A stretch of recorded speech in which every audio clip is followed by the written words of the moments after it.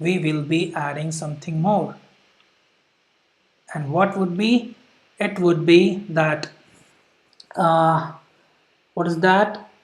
What is that? Can you guys guess? What should I do? Yes, we should add a dataset config. Why? Because this is the actual test case files which would have these keywords written inside those CSV files. So what I would call it, test suite config. Alright, here you can provide your file name, let's say test case, or you can provide the path over here and make it false, make it true for now. Yeah, so what you guys would see that inside this test case.csv file we would put these different keywords, right? These keywords would be put inside this CSV file. I mean, there would be a CSV file with this name and we would put these keywords there. Now, the main important thing is here that we missed. For that, I need to go back to the, yes. So if you'll see here in the test config, don't get confused with this. This is something very different. But just to give you an idea what we are going to do ahead, we are going to okay, I think that I should explain later. So for now, inside the for each controller we did the same thing, right? But what we didn't do, we didn't add any global variables, any cache, cookie and request defaults, which is the very basic things to add up in any Jmeter JMX test plan. So in order to do that, what I can simply do, I would simply go here, and you guys notice that inside here only also the same thing has happened. For inside the for each controller, the for module controller, inside the execution in there is a debug sampler, the test suite config, and now we would be adding global variables and everything inside the execution engine only. Okay. So for example, if you come back here and if you open up, even if you get that add config elements, you can add those. I mean, where is that? Oh, what I missed, what I was going to do, what I had to add inside this execute global variables, correct? So global variables you can put at the test plan level, or you can also put them over here. So I would just come up here, what is that? Yeah, user defined variables. So I am going to give it a name global variables. All right. Now this is global variable, but I haven't added anything over here. And now at this test plan, I am going to add few config elements, for example, cache manager, and then the cookie manager. I would select it h3c for now, and in this test plan I would say go back again for the HTTP request defaults, where I can give the name of my domain, for example, what I will have tested. And so this is it, this is over here. And now let me explain you a concept over here, that if you will notice that this test suite config test case file. So let's see that one second. uh, Yeah. So let me explain you one thing. If you will see the execution engine, which is a thread group, if you will see what I have written over here inside the loop count, it says 1, right? But I would put it here forever. Why I am doing here forever? Because this is something what we tried to explain earlier, but we dropped it off, but now we are explaining it. So I have put it forever because in the test suite config I have made it recycle on EOF false, end of the file. Do you want to recycle the keywords? I am saying false. Stop thread of end of file, I am saying true. So it means whatever the test keywords, these keywords which will be placed inside the CSV files, these keywords once they would finish them, never the forever loop is going to run. Okay, so why I did that forever? So that all the rows should be parsed. So for example, let me give you an example. All these keywords which I have created, the same keywords I have created here as well in the uh, wait in the execution engine. The same keywords are here as well. Login options and whatever, sign up, navigate to apps, verify, logout, and all blah blah blah.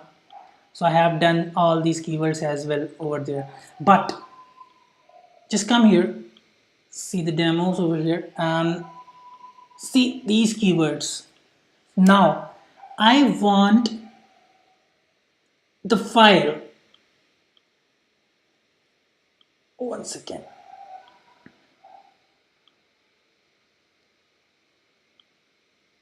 You guys can come here and see that in the in the in the where is that? Yeah, here.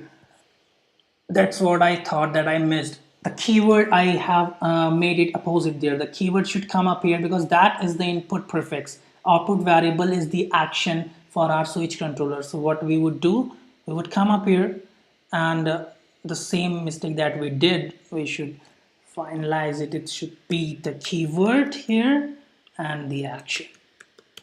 So I thought that I made a mistake, so thank God, otherwise at the runtime it would create an issue and then we would debug a lot. Okay, so now we are ready to go. Now all we need to design or create the test case.csv file first. Now guys, I would explain you what a keyword driven framework is. A keyword driven framework separates the test script implementation from the test case design. So as you see what we have done, these are the script implementations, but our test case designs should not be at the same place or should not be dependent on top of that. So our test case designs would be separately handled. So once you implemented all these keywords, you can hire any manual tester or anybody or any person who can simply reuse these keywords and write them on the CSV files, and your implementation would be executable from the same design execution point. So let's see what I am going to do. I'm going to come up inside my documents, let's say, and I have already kept, I guess, some test case.csv file. If not here, it should be inside the desktop. Test cases.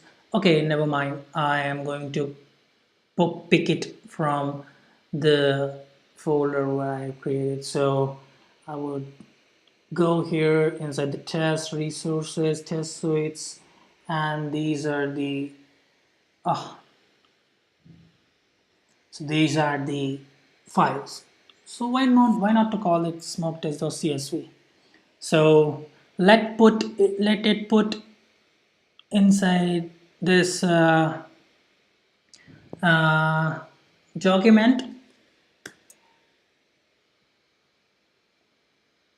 Where is that smoke test? Okay, so this is the smoke test.csv.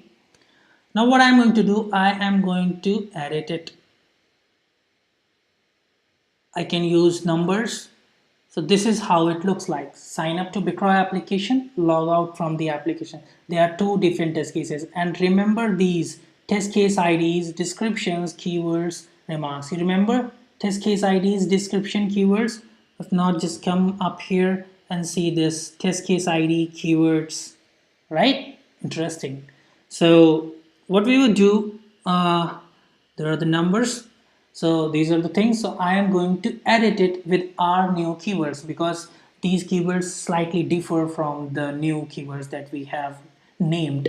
So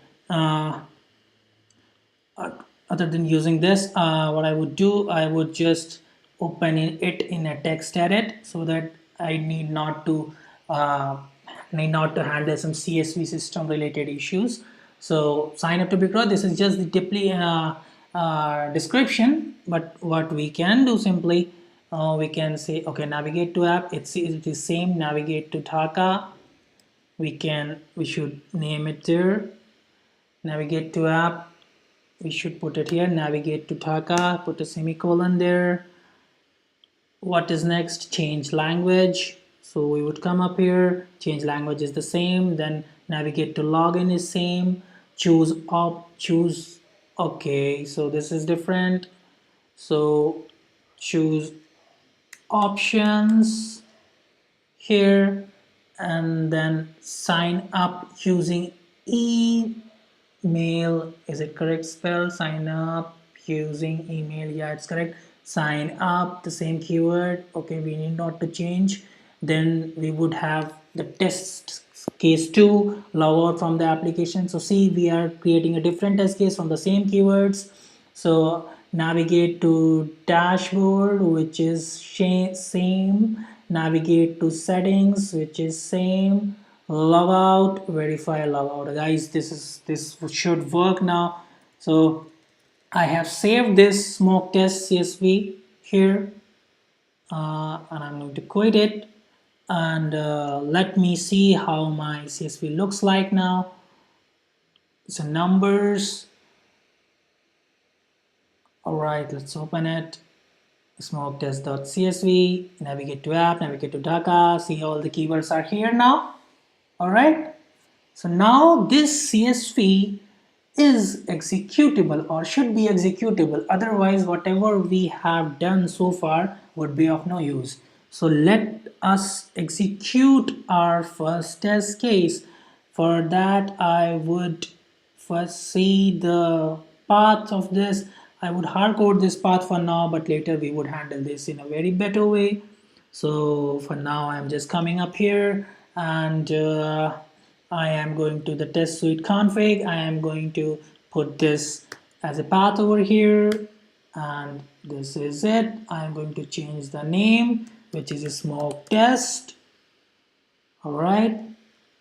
So now in order to see the results, if it is pass or not, we need to add a listener over here. So I'm going to add a listener. Let's say it's view result 3 for now. I would name it test report, and in this library, not the library, in the test plan, I would call it Jmeter keyword driven master.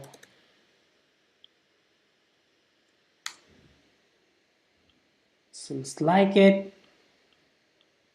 All right. Now we should be ready to execute it.